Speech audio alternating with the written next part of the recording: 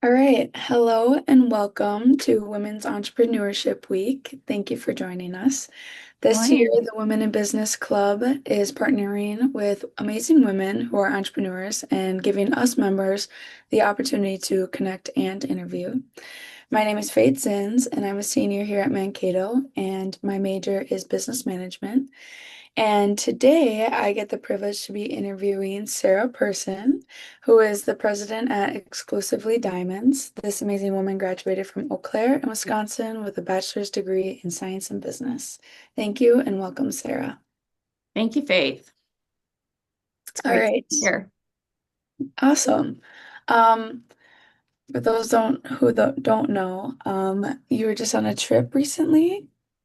Yes, so my husband and I like to travel out of the country, and we chose Italy to celebrate 40 years of marriage. So that was pretty exciting. We flew into Rome and then went up to Venice, spent 3 nights there, and then went to Lake Garda, which was absolutely beautiful for 5 nights, and then to, to Milan.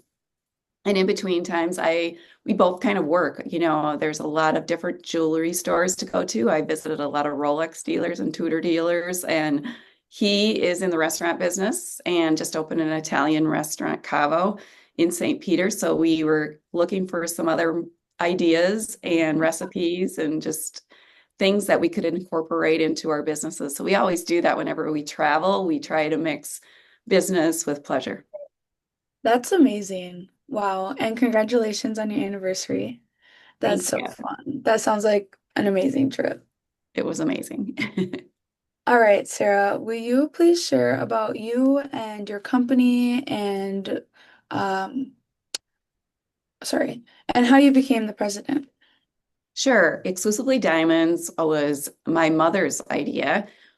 She started our store and it was 45 years ago. She was a special education teacher who decided she wanted to be in the jewelry business. And so she quit teaching and opened Exclusively Diamonds. And it wasn't easy. Back then, women weren't owning or operating businesses very much. And she was trying to get a loan. So she went to 8 different banks to try to get a loan. And finally, one banker said yes, the rest all said no. They Yay. offered $45,000. Interest rates when she opened the store were 21%, if you can imagine. Wow. But she was so passionate that she said, yes, I want to do this. This is Right. what I want to do the rest of my life. So she opened Exclusively Diamonds on 45,000, cashing in a bit of her teacher's retirement too. And Yeah. then both my sister and I joined her when the business was about 4 years to 5 years old. And so I had just graduated from college, and actually it was my senior year. I ran out of money and I wanted money for spring break. And she said, well, yeah, I was going to Eau Claire and all my friends were going on spring break. And she said, if you Yeah. want to do that, you need to work for me then. So I started going back home and it's funny, but I would, in my socks, put loose diamonds and rings and sell them to people that I knew were getting engaged. And my first sale was to my marketing professor. He bought a 1 carat diamond from me, and I just realized this is so awesome. This is so, Yeah. and he was, just wanted to present something beautiful to his wife, and I got to be a part of that. I moved back to Mankato, married my high school sweetheart, and started working at the store. And the jewelry store was so small. We were on the fourth floor of the Match 8 Grafe building. So it was so tiny that it was just one little office, and my sister would be the bench jeweler and my mom and I would sell. So it was just the three of us.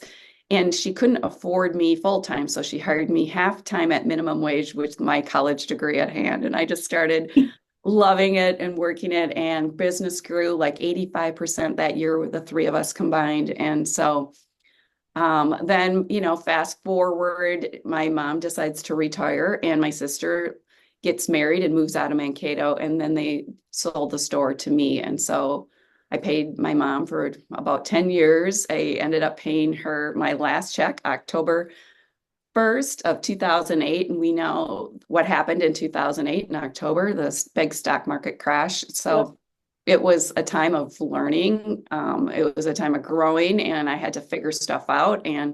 But I still knew that no matter what, I wanted to be in the jewelry business. So we got through that time. We got through 2011, and we got through COVID, and here we are. My daughter has been working with me for 13 years. So that's been awesome. So now we're on our third generation, and hopefully we are building, a legacy with the jewelry business that we were doing. Right. It already sounds like a legacy. That's amazing. Thank you for Thank sharing. you. You mentioned that your first sale was your marketing professor and you just loved the joy in being a part of that. So when people ask about your job, what is your favorite part to share? Is it just being a part of those big moments or is there more to it?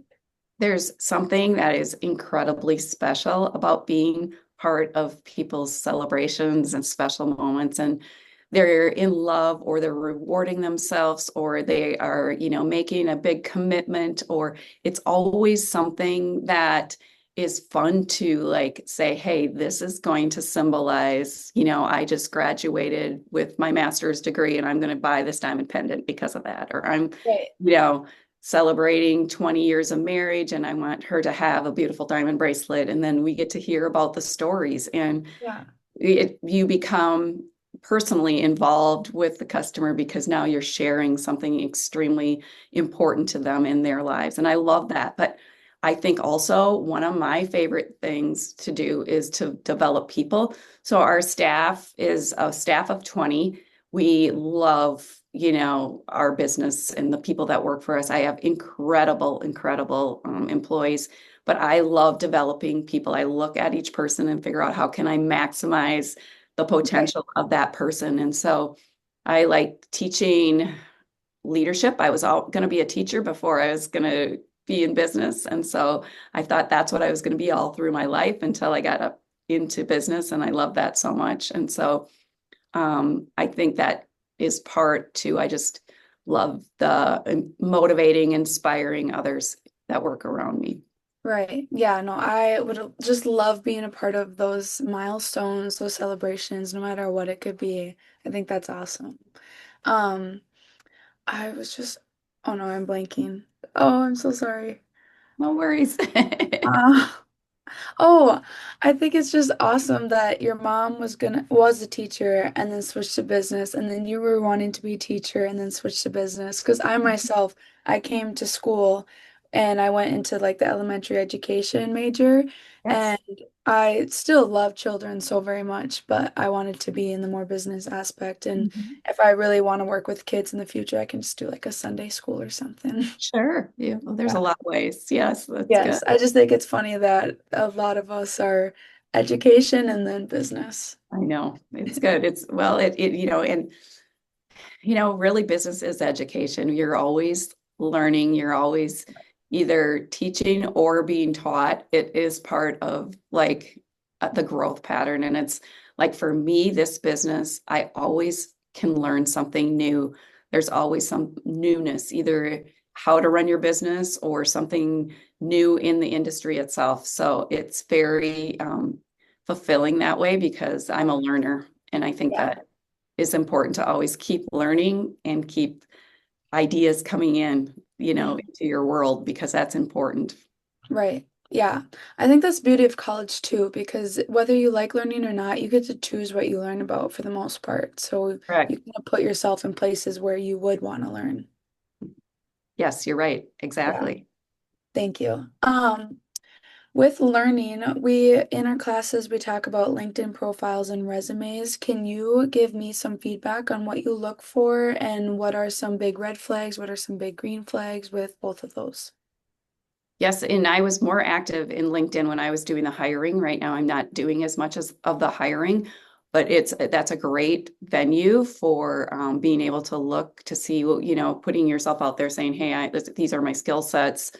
Mhm. What are the job openings?" And I feel like when we look at a resume, we look at, all of it is important. Education is important, and, job experience is important, and also extracurricular is Yeah, important. But when I'm hiring, when we're actually getting to the physical interview where we're speaking face to face, there are so many things that we look for. And if I think about the staff right now at my store, we have the manager of Victoria's Secret, we have the manager of Ulta Beauty Products, we have the manager of K Jewelers, the manager of Riddle Jewelers, we have the manager of SD Lauder. So we have a lot of leadership within. And I think leaders make great people to hire because they're got a one, emotional intelligence, two, leadership skills usually, and they also have that self-motivation and self-drive.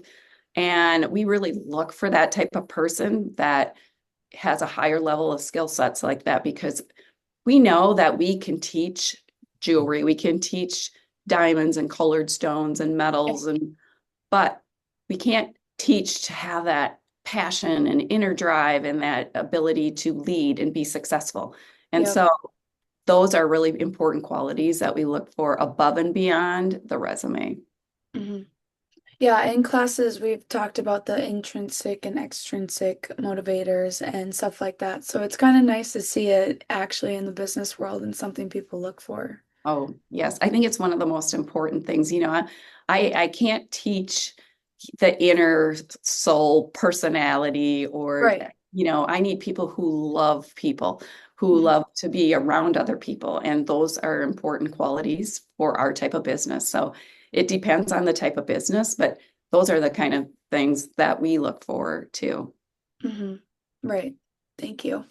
I didn't add this in the list of questions, but I'm just curious about one of or a couple of the biggest challenges you faced and how you overcame them.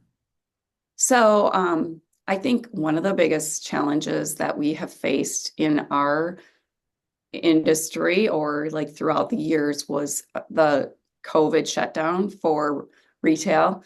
And the COVID shutdown included our family restaurants and it included our business too. So all of a sudden, my husband and I had worked 35 years in this Yeah. industry, in our industries, and, spent a lot of our money into all these businesses, and we didn't know what was going to happen. And Right. so, during COVID, my leadership team, which consisted of myself, our CFO, and my daughter, would meet every single day. And we just kind of kept swinging the bat and trying to figure out what we were going to do because we had a full store of inventory, but weren't able to reach the Yeah.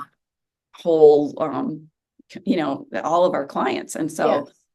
we came up with a plan and the plan seemed to work really, really well. We developed what we called Wine Wednesday, which was a show that comes on every Wednesday. It's still happening. It's still one of our number one traffic drivers. But, whenever something bad happens, something good happens too, if you look for the opportunities and you look for the chances to like say, hey, I've got to keep this going. What am I going to do? So Right. we started our first show in the spring of 2020, and we showed 25 products online, and we were drinking wine and showing products and talking about Yeah. the pieces. And out of the 25 products, we sold 18. So we knew that we had something and we could ship or we could deliver, but we couldn't have them come into the store.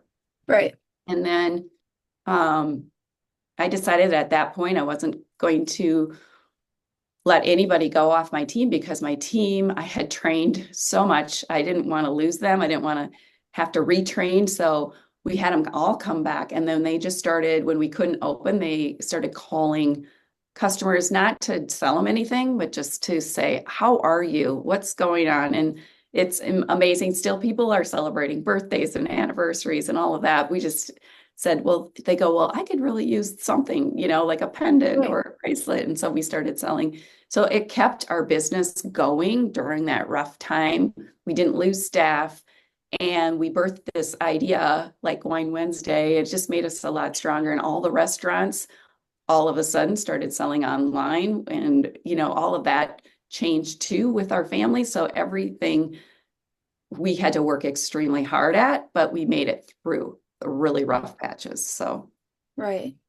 Thank you for sharing. I think that's very sweet and personal of you guys to keep your staff, but also to have them just call out, not to with the intentions to sell, but just intentions to get to know and hear from people because you haven't seen them in a while.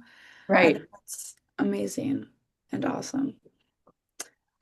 Do you have any last advice to students, especially women who are pursuing business, entrepreneurship, any of that fun business world stuff?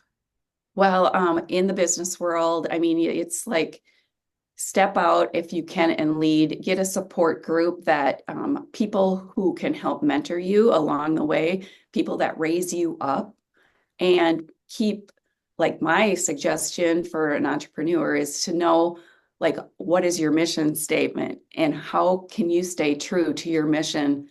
And those are the things you have to be so incredibly passionate about, because if you're an entrepreneur, you're going to bear your heart and soul into your business to make it Right. work. And so you've got to make sure that it aligns with your values in your life as well. And I think about, as far as leadership, if you can get on some nonprofit boards and start working on nonprofit boards and fully engage in those boards, you're going to meet a lot of other passionate people, Yeah. and that network just keeps expanding. And Hmm. so I know I have served on many, many nonprofit boards. Presently, I'm serving on the American Gem Society. It's an international board. And Yep. so I meet people from all over the world, and they're incredible people. And I learn and get so inspired by them.